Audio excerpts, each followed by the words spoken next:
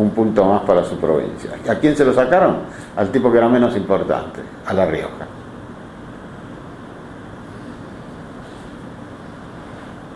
Entonces, cuando Menem va a protestar a Alfonsín y dice, bueno, me quedo sin un punto mayor, para mi provincia es una cosa, es de vida o muerte. ¿Qué hace Alfonsín? Le dice, no se preocupe, le vamos a compensar este punto con adelanto del Tesoro Nacional, los famosos ATN, que le vamos a mandar a La Rioja. Y ahí nace el tema de los ATN de La Rioja. Después armó todo el escándalo, que por qué se le manda a La Rioja. La Rioja se le manda simplemente porque sacaron un punto de participación en la época de Alfonsín, y desde esa época la mitad de los ATN se le mandan a La Rioja. Pero te digo que es interesante cómo refleja la sanción de la ley de participación el esquema de poder interno del peronismo. Como Menem no era nada, le sacan un punto. Total, ¿qué va a hacer con sus patillas y su provincia? Nada. Cafiero, que lo importante es Raimundo. ¿Y qué otra provincia? Fíjate hoy, ¿qué otra provincia peronista consigue un punto más? Chaco. ¿Por qué? Porque Vittel era un tipo importante en ese momento. Era el presidente del partido.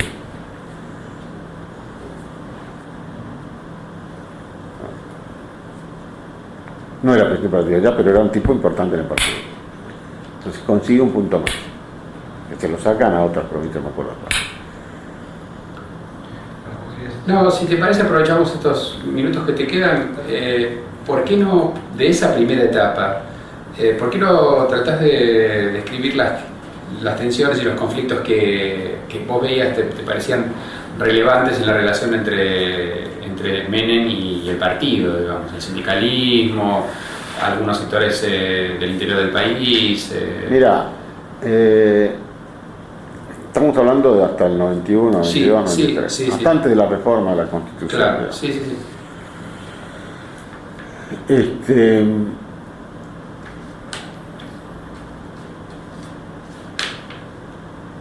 Conflictos partidarios serios no hubo. No hubo, realmente. Hubo algún Círculo Rodríguez A, por ahí,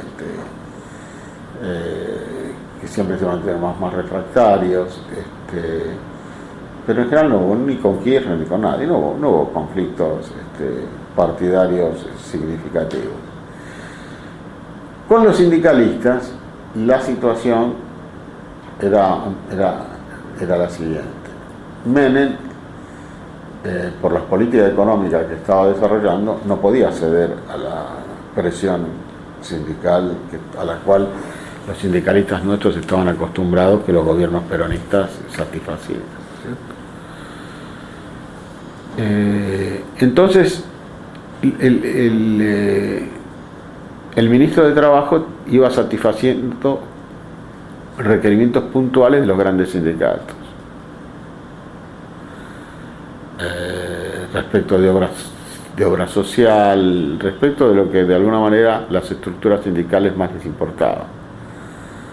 Porque mucha gente dice, no, a la obra social les importa a los sindicalistas porque sacan algún beneficio económico. Y no es cierto eso. Lo que ocurre es que la obra social para los sindicalistas es sustancial para mantener sus estructuras. ¿Por qué? Porque si vos tenés un sindicato que no te da atención médica, no te da atención de vacaciones, no te da nada, no te olvides que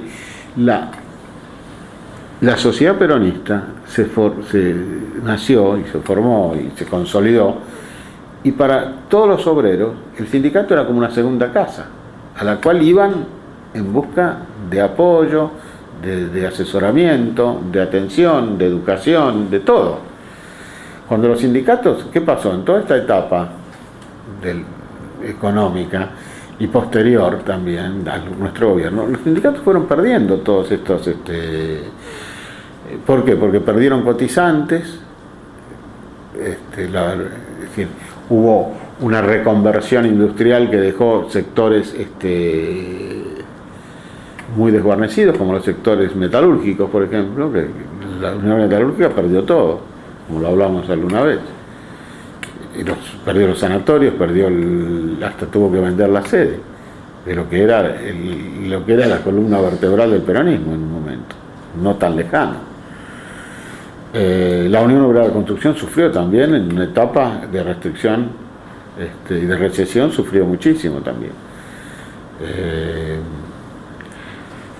Quizás el que menos sufrió fueron los sindicatos de servicios como comercio, bancarios. Esos son los que, es decir, y de alguna manera se produce en el sindicalismo, y a eso voy porque es lo que ustedes me estaban preguntando, un desplazamiento del poder sindical. Hasta un momento dado todo el poder sindical estuvo en los sindicatos industriales, y a partir de un momento dado se fue desplazando el eje hacia los sindicatos de servicios Y al sector público. y al sector público. Claro, y al sector público. Ahora, lo que vos decís es cierto, pero también es cierto que las obras sociales por parte de muchos sindicatos son utilizadas como una fuente de recursos. Digamos, el gobierno eso no lo ignoraba. No lo ignoraba, por eso lo apretaba ahí. Por eso el gobierno manejaba con mucho cuidado ese tema y trataba de tener control sobre el tema. Pero ese proceso que ocurrió en la Argentina es un proceso mundial. Todos los países del mundo, los sindicatos de servicios crecieron y todos los países del mundo desarrollado, digamos, del cual nosotros, si no formamos parte, tampoco formamos parte del mundo infradotado, infradesarrollado. Entonces, en todos esos lados, el mundo medianamente desarrollado, los sindicatos de servicios fueron creciendo. Y acá pasó lo mismo. Sanidad, por ejemplo, creció. Y fueron generando, fíjate vos que en una época era impensable que el sindicato de obras sanitarias tuviera un cargo importante en la CGT como lo tiene ahora. Ahora fíjate vos cómo está compuesta la conducción de la CGT. Obras sanitarias, camioneros, que es y UPC. Esto te demuestra a vos cuál es ninguno de ellos es un sindicato industrial. Son sindicatos de servicios. Y sindicato, o el de camioneros, que es un sindicato que ha crecido obviamente porque naturalmente todo el mundo es así también. Los grandes sindicatos, en Chile por ejemplo el sindicato de camioneros es decisivo, en Estados Unidos también. Así que, pero Menem manejó muy bien esa relación. Manejó muy bien porque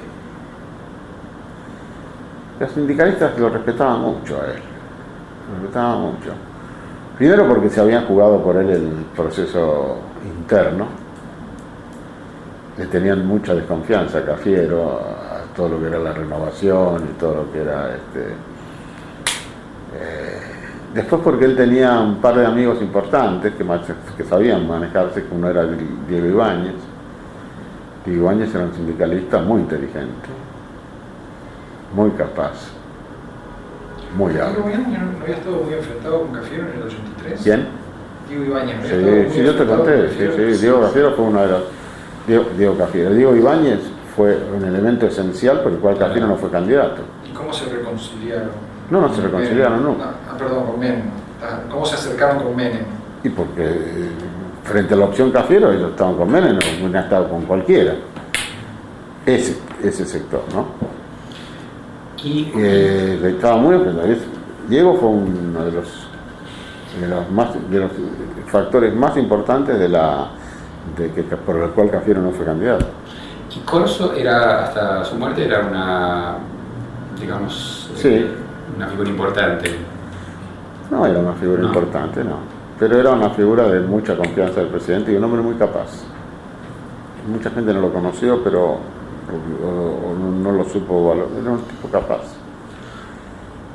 Ahora, una cosa que caracterizó muchas de las reformas es que de un modo u otro los sindicatos... Yo tuve, por ejemplo, una etapa en el Ministerio de Acción Social, con Barzal, tuve como subsecretario también.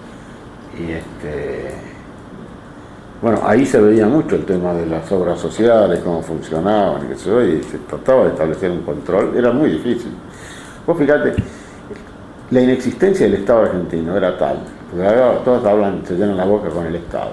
El Estado argentino no existe, pero no de ahora, de antes de Menem. Era tal que en el Ministerio de Salud Pública no se sabían cuáles ¿Qué oficinas había en el ministerio? Un día quisimos hacer un censo, a ver quién estaba en ese ministerio, que es un monstruo, y vos encontrabas tipos de usted casa acá, sentados en un escritorio, que no figuraban en ningún lado. Era como que se hacían negocios por su cuenta. Es increíble, pero era así. Si iban, ¿y esto qué es? Después me preguntaban. Y esto es bla, bla, bla, bla, nada. Y había 2 o 3 tipos sentados en sus escritorios. El ministerio es una cosa, el Estado argentino. ¿Puedes decir que no tenían recibo de sueldo? No, nada. Ni recibo de sueldo ni nada. No se sabía qué hacían ahí. Era como ocupas, Vocación de servicio. Increíble.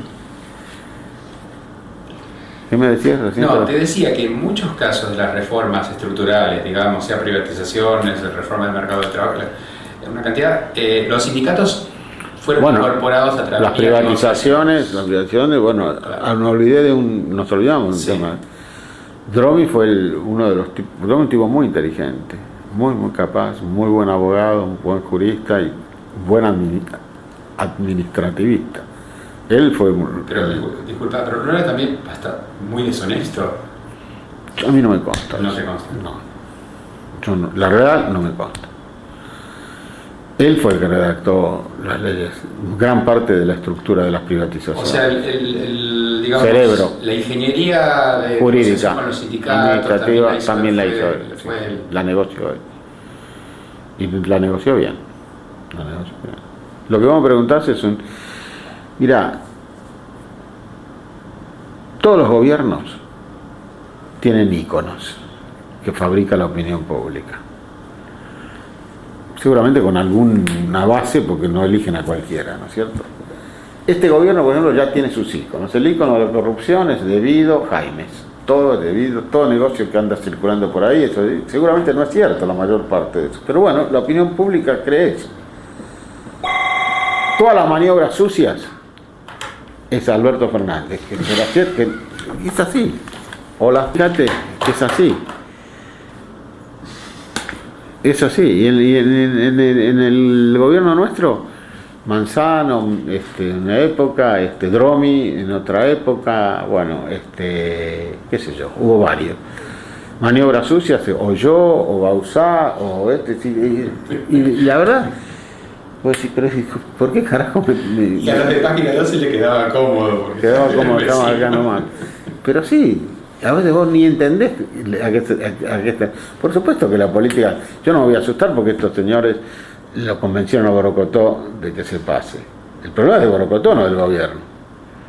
El gobierno hizo mal, pero hizo mal no éticamente, lo hizo mal, es peor que eso, cometió un error, porque ahí no tiene nada que ver la ética. Cometió un error. Yo por eso lo critico, porque me parece una pelotudez lo que hicieron, ¿te das cuenta? No porque me voy a asustar éticamente, mirá lo que hicieron con Borocotó. ¿Te das cuenta? La foto no fue muy astuta. Fue un desastre. Yo te digo, yo si soy el presidente, al tipo que me hizo hacer eso le pego una patada en el culo y no lo veo nunca más. Porque es un error grave para el presidente. Porque es un presidente que hace un culto de su imagen, de su, qué sé yo qué, se fotografía con tránsfuga profesional, pues es un tránsfuga profesional además ¿Me explico lo que te quiero decir? Yo no es que, por eso te digo, o los que están haciendo con Ibarra, por ejemplo. Bueno, pero de todos modos podríamos... Lo de Ibarra es una vergüenza, porque inculpar al jefe de gobierno por un tema que el estrago que sucedió por corrupción de los inspectores, por lo que sea, en una sala de baile, es una locura. Y dejar entrar a los familiares al recinto es otra locura. Entonces, ¿para qué vas a legislar entonces? ¿Qué, no te necesitas diputados? El que más grita, los reunís y a ver quién grita más, putea más y rompe más sillas, tiene razón. Pero eso es grave. Pero podríamos retomar la vez que viene para hablar un poco... ¿Qué querés retomar?